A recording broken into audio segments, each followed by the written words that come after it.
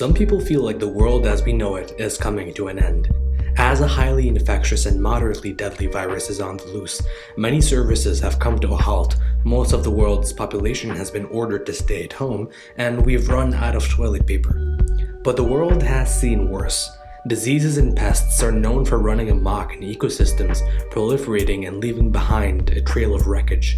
Around 200,000 years ago, a new species of pest emerged in the jungles of Africa. It gradually made its way to every continent on the planet, leading to the extinction of thousands of animals and plants. 10,000 years ago, the pest had a population of 8 million members. Today, 7.5 billion humans inhabit the Earth. As a pest that has existed for thousands of years, we've left behind quite a long trail of wreckage and ruin. Temples, art, writing, tools, clothes. There's so much of it that it can be hard to make sense of. We can try studying history through the lens of historians and archivists, but there's so much that they've left out, so much that they've deemed unworthy of remembering. As Dr. Frederick Leroy said in Rag Pickers and Leftover Performances, the limit between the archive and the rubbish dump marks the limit between what is and is not deemed of cultural value. And for that reason, archive and rubbish heap can be read as emblems and symptoms of cultural memory and forgetting. While historians study kings, artists, and scientists, we have a figure forgotten by historians and history itself, the rag picker, considered to be worth little more than the trash that he collected. Peter Bucheldrong talks about the significance of this rag picker to German philosopher Walter Benjamin. The rag picker catalogs and collects all that history has crushed underfoot. He notes that, at the library, the rag picker is unconcerned with what has been accredited as precious and valuable, but rather is drawn towards historical refuse. In that sense, Benjamin himself is a rag picker of sorts, having spent the last years of his life compiling the never-finished Arcades project, described by Esther Leslie as thousands of index cards on which he transcribed quotations and notations into files. Benjamin dubbed his project a literary montage, where he needn't say anything, merely show. He didn't want to inventory the rags and refuse, but rather let them speak for themselves. As Benjamin recounted the recent past in his Arcades project, the world around him was changing drastically. With the Second World War looming overhead, Benjamin fled from Nazi forces as they tore their way through Europe. Having reached a dead end in the Spanish coastal city of Port-Boo, Benjamin's story came to a tragic end on a warm September night, when he was led to take his own life. The war-torn Paris from which Benjamin was forced to flee would have been completely unrecognizable at the turn of the century. Leslie notes that Paris was the most dreamed-of object of surrealists. It was a locus where capital did its work most intensely, in comparison to which later the American dream of wonder and abundance would seem a mere shadow. This is a drawing of Paris in 1879. Do you notice anything missing? The Eiffel Tower wouldn't be completed until 1889 for the World's Fair, where it was meant to honor the French Revolution's 100th anniversary. But the biggest changes taking place in 19th century Paris weren't happening in its skyline, but rather in the narrow hidden passageways that crisscrossed between its buildings. These Parisian arcades, after which Benjamin's project was named, featured boutiques and cafes, sealed off from the outside world with roofs of iron and glass. Benjamin saw the arcades as a microcosm of capitalism in Parisian society, an exoskeleton of the masses that flowed within them. But at the time of Benjamin's writing, the arcades had fallen out of fashion, overtaken by department stores. What were once bustling corridors filled with pedestrians were now outdated, left in ruins.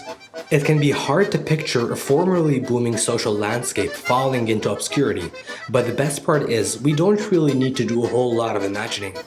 The downfall of the French arcade is taking place as we speak, but this time around it's with the American Mall. According to Time magazine, the mall was born in Minneapolis, 1956, and was the creation of Austrian architect Victor Gruen. Hundreds of malls were built in the US, reaching peak popularity in the 80s and 90s. The mall grew to be a cultural icon and a staple of American life. But just a few decades later, malls are now being met with the same fate as the arcades. A quarter of all malls in America are expected to close by 2022.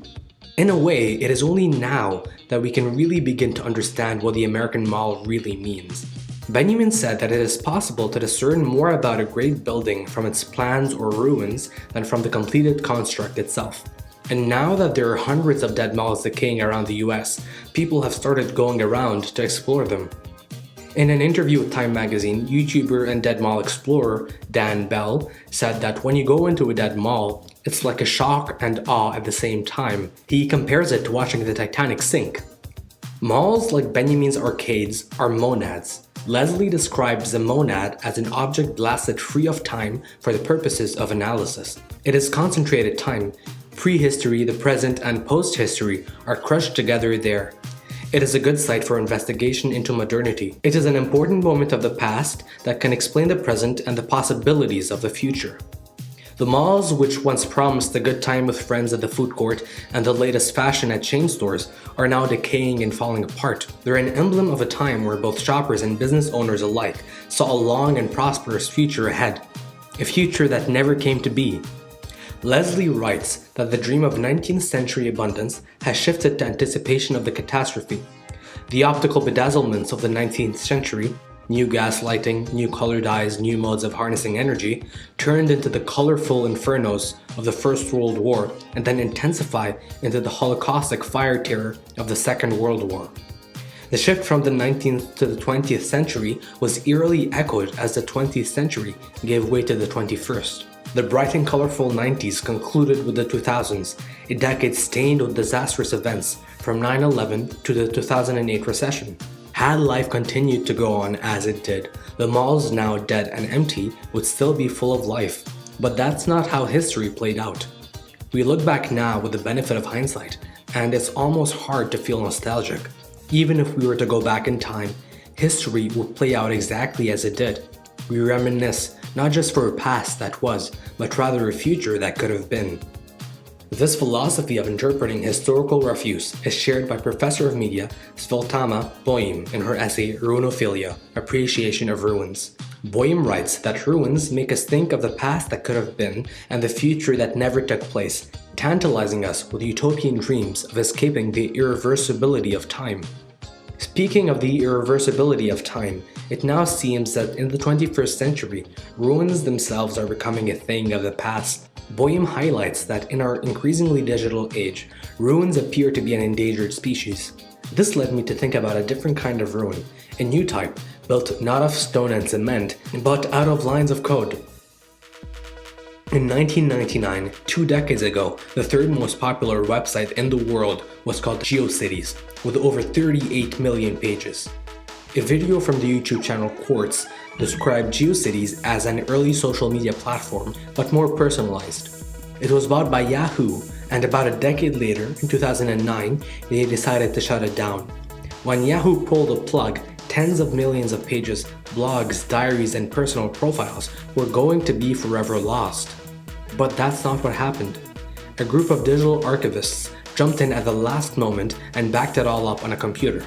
But even though GeoCities was saved, it still lies in ruins. Many of the pages are now broken and their hyperlinks no longer work. Olia Lialina, an internet artist, has been working alongside her husband to share the old internet with the modern world. They created a Tumblr blog which shares screenshots from the archived websites every 20 minutes. When asked about the importance of these old, falling apart remnants of the 90s internet, they said that if we lose these pages, we lose the idea that we are the makers of the World Wide Web.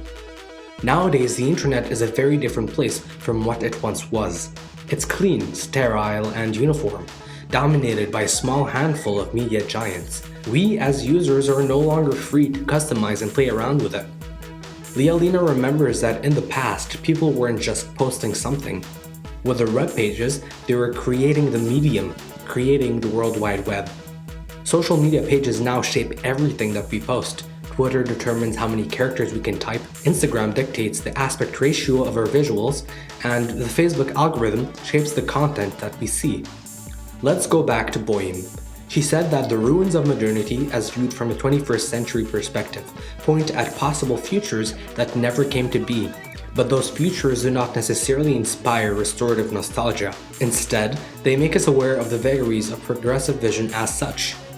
The internet was once a free and chaotic place where anyone could be who they wanted and do as they pleased. It was a place filled with mystery and adventure, an escape from the real world. But just a decade later, It became everything that it was meant to overturn. The internet is now corporate, it's a monopoly, and every single click is monitored and recorded. The internet of today is a ruin of its former self. And now lies the question, what is the point of it all? Why should we act like rag pickers and dirty our hands, rummaging through the trash piles left behind by history? To puzzle, Benjamin believed, is like quoting out of context in order to break the spell of calcified traditions, mobilizing the past by bringing it blazing into the present. According to Benjamin, the world in which we live is but a mound of wreckage piling out of a single catastrophe that took place at the start of time. This storm is what Benjamin dubs progress. The Parisian arcades, the malls that spread across America, and the World Wide Web all at some point symbolized an illusory moment of progress. They were, for a short time, the promise of eternal prosperity, but as they now lie in ruins, we can dissect and deconstruct them to better understand the futures that they promised, which never came to be. Historian Yuval Noah Harari wrote in his book Sapiens that we study history not to know the future, but to widen our horizons, to understand that our present situation is neither natural nor inevitable, and that we consequently have many more possibilities before us than we imagine. This is why we must dive headfirst into the pile of wreckage that we call the present, which has been accumulating for tens of thousands of years. To wake up from the present, we must look back, fly against the storm of progress, and uncover the ruins of the past. We need to rediscover the futures which they promised that never came to be. Here's an example from my personal dive into the garbage dump. This is a Happy Meal box that I got this morning. It's simple, clean, corporate, just like the internet of today.